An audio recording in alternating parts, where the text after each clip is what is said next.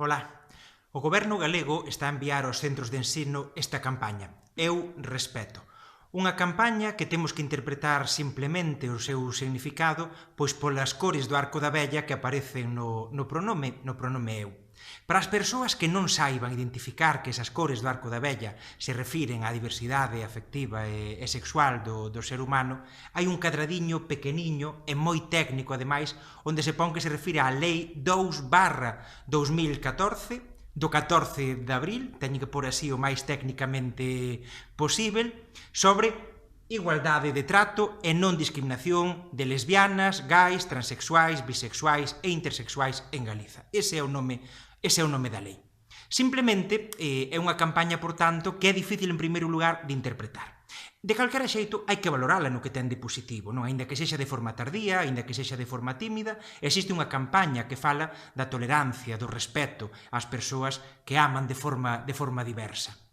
O que acontece, claro, é que a campaña ten os mesmos problemas que ten a propia lei a que fai referencia, que é unha lei simplemente tendencial, unha lei que podemos cualificar de anxelical, porque non chega a establecer nin tan sequera que eses dereitos que sexan de verdade firmes. Dice que temos que ser moi boiños, que non hai que discriminar a ninguén, mas despois non se poñen obrigas nin tan sequera para a propia administración para evitar esa discriminación, e se nin para a propia administración, imaginémonos para o conxunto da sociedade.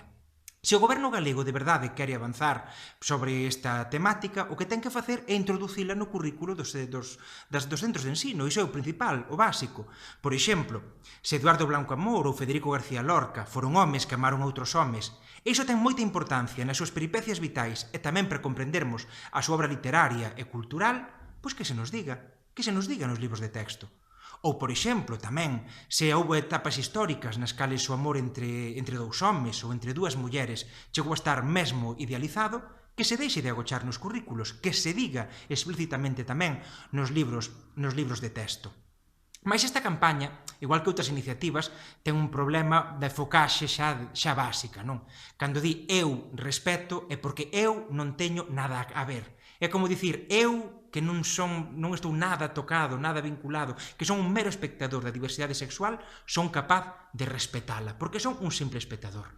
O que acontece é que a sexualidade humana é, por característica, diversa. Nin tan sequera as letras L, G, B, T, I son suficientes. Non chegan todas as letras do dicionario para falarmos da diversidade sexual do ser humano.